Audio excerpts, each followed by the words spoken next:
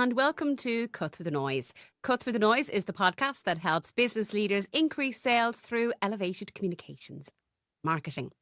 I'm your host, Aisling O'Rourke, founder of The Communications Coach, based here in the Republic of Ireland.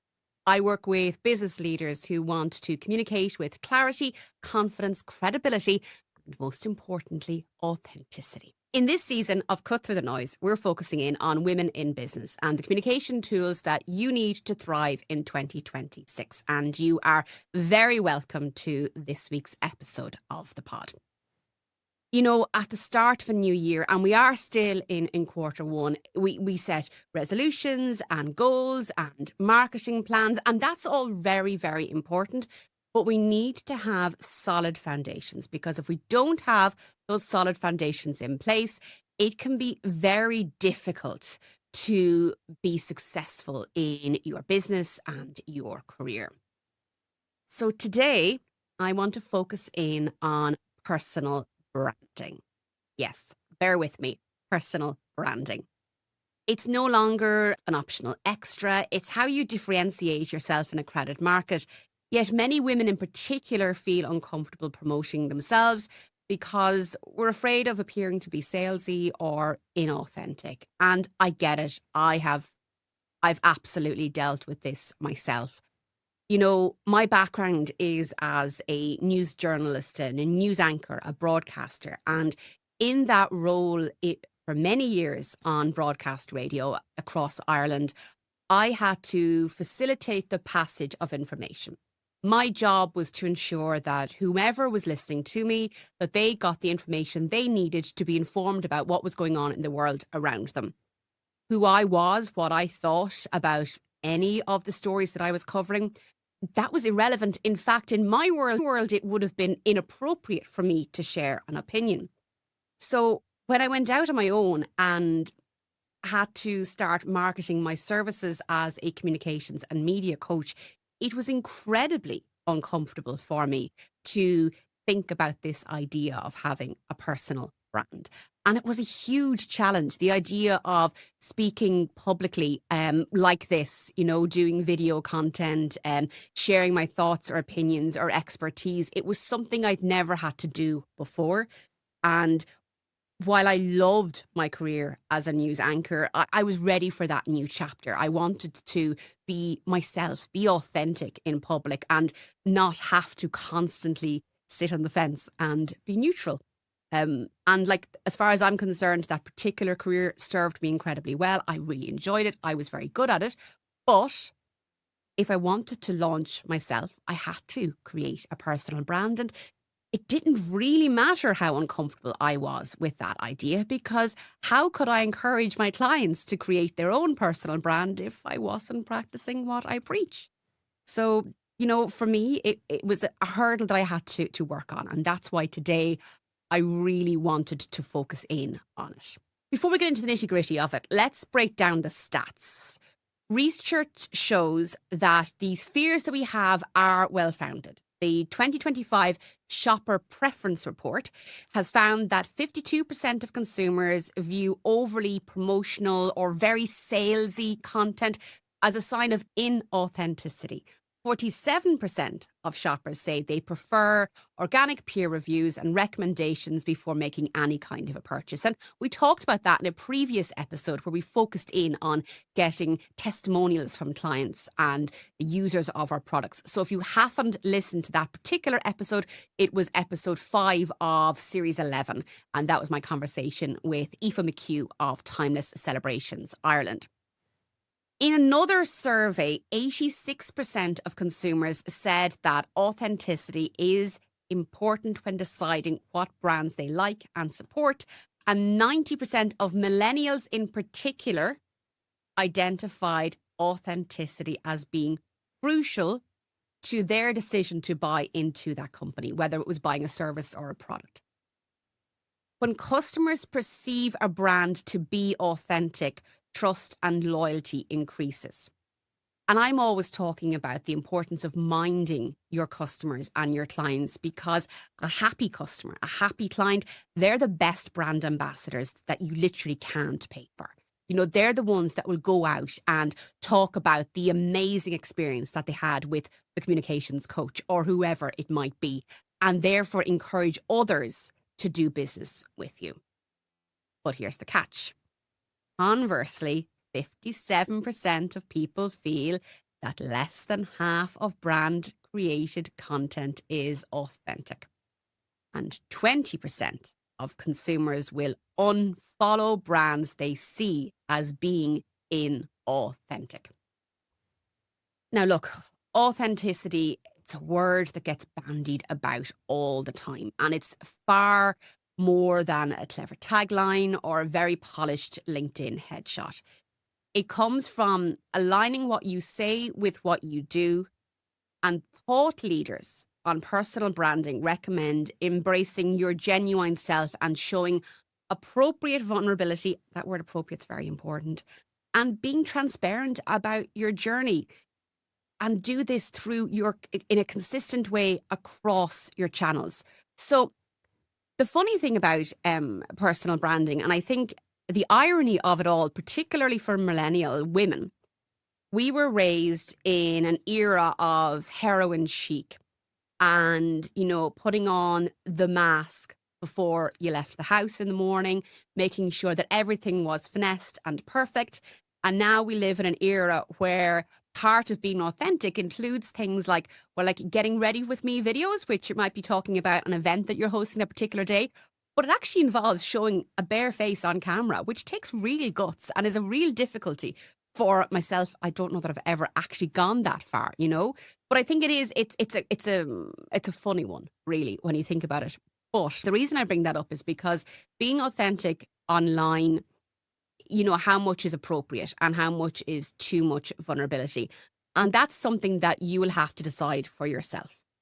It's not something that I can write you a prescription for example, But I will say that the more that you share about the behind the scenes of running a business or having a career in corporate, the more people are likely to engage with you because they have a feeling that they can trust you because they're learning more about you as a person and not just as a business. And I know that can be really uncomfortable, but actually building that piece of trust with your consumers, whether it's in video, it's in blog posts, in posts on social media, or in how you show up in the world, it really helps people see the human behind the business. And that human connection, it's really, really powerful. According to the same report, authentic reviews increase conversion rates by 120%. And user-generated content can lift customer loyalty by about 2.5 times.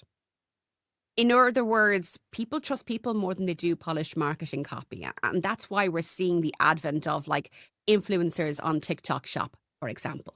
But we have to get into it. And how do we go about doing any of this? So personal branding starts with self-reflection. We have to ask ourselves, what values drive my business? What problems am I uniquely positioned to solve for my customers? How do I want my clients or my colleagues to feel when they work with me? And we need to really actually think about that. And sometimes that self-reflection piece is the hardest job of all. But when you do spend time, and I would encourage you to get out a pen and paper, to really actually set aside time to think about this. And then you can look at using these answers that you've come up with as the foundation to your messaging. So again, what values drive my business? What problems are you uniquely positioned to solve? And how do you want clients or colleagues to feel when they work with you?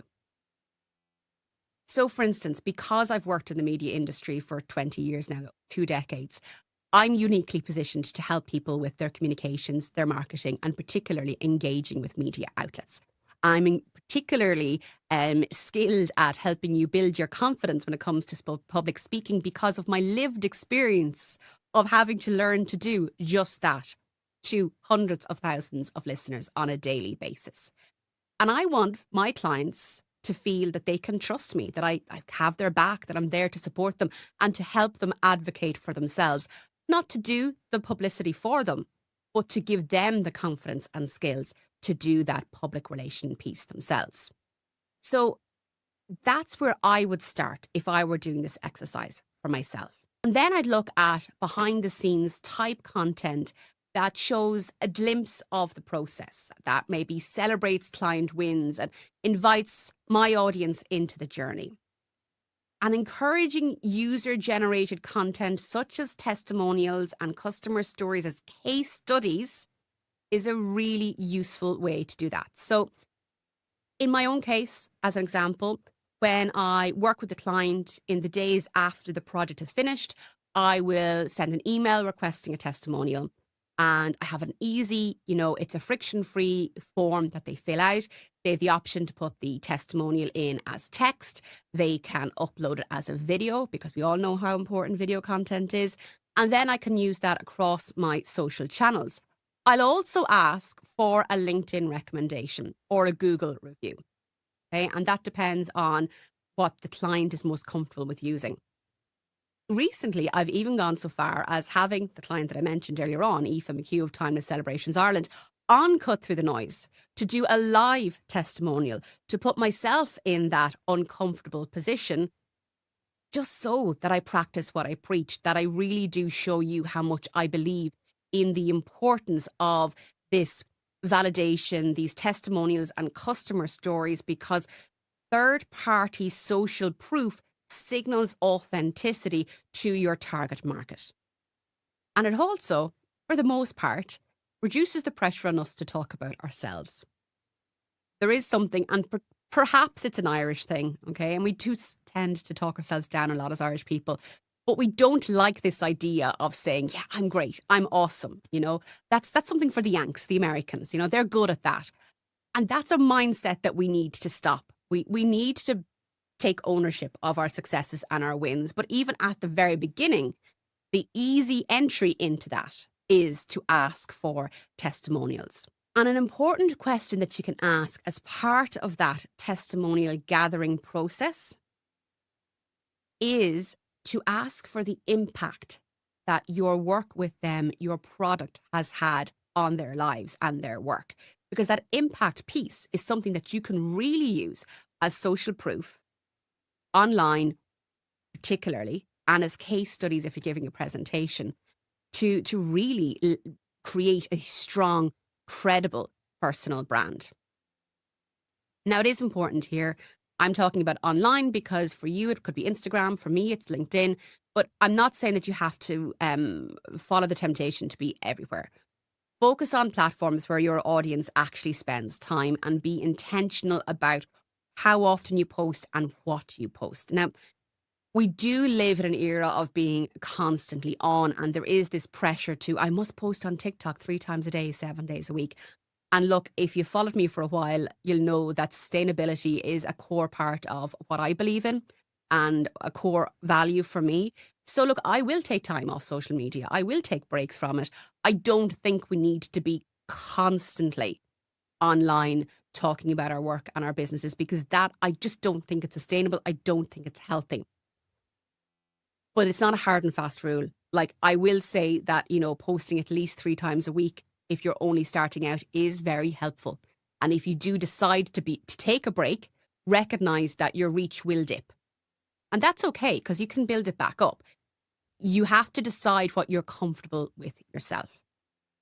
Now, I want to talk about quality here for a moment around personal branding in particular and consistency. So, for instance, because I have a podcast and I've worked in audio for most of my career, a lot of people will talk to me about, oh, I want to have a podcast. Everybody has a podcast. We have to have a podcast. And yes, having a podcast is a wonderful part of personal branding. It is something that I help clients with as a podcast coach. But for example, if you're trying to build a personal brand, and if your company website and your LinkedIn are really lovely and polished and you've got your brand colors all sorted, and then you decide, I'm going to throw together a podcast and Ash, I'm not going to record it properly because you're like, nobody cares. And it sounds like you've recorded the audio down a well. that will negatively impact your personal brand. So when we talk about personal branding, it's not just how you show up online, okay? It's every part of how you show up in the working world as you, as your brand. It might be the colours that you choose to wear because they align with your brand colours. It is in the consistency with which you show up with good quality work. If you want to engage a new marketing tool like a podcast, well, then that has to be at the same quality of everything else that you do. Consistency across all platforms in terms of branding and personal branding in particular is absolutely vital. And finally, we have to remember that personal branding is a long game. Like a lot of it to begin with is that reflection piece and is getting over our own fears, maybe some imposter syndrome, and dealing with them first. The long-term object of personal branding is to build trust and not to chase likes. It's a marathon, not a sprint. They are both cliches, but they're cliches for a reason because actually it's true and they work. Personal branding takes time to be recognized, but it does build credibility. And it's something that you can leverage over the long term as opposed to flash in the pan strategies like jumping on the latest TikTok trend, for example.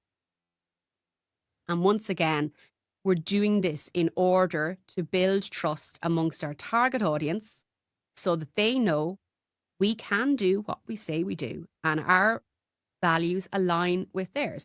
We can be trusted with that promotion. We can be elevated to new ranks in corporate or, do you know what? I want to do business with you because I like you, I like your values, and I like what you do in the world. And we can only get there by building a credible personal brand. If your communication strategy is anchored in your values, your voice will resonate with the right people. And in our next episode, we're going to explore how storytelling can help turn that authentic personal brand into a really powerful marketing tool. This season of Cut Through the Noise is designed to help you think differently about how you communicate and to give you practical insights that you can apply immediately. And if you'd like a bit of help, if you would like to work in a supported and structured way, you can book a discovery call with me to explore our mastermind, the Clarity Collective. The no pressure conversation. It's about whether or not finding out if the Clarity Collective is the right fit for where you want to lead. You can email me to find out more. hello@thecommunicationscoach.ie. And as always, all of the links are in the show notes below. Thank you for listening. It is a noisy world, but clear, confident and authentic communication is what allows you and your business to stand out from the sea of sameness and cut through the noise.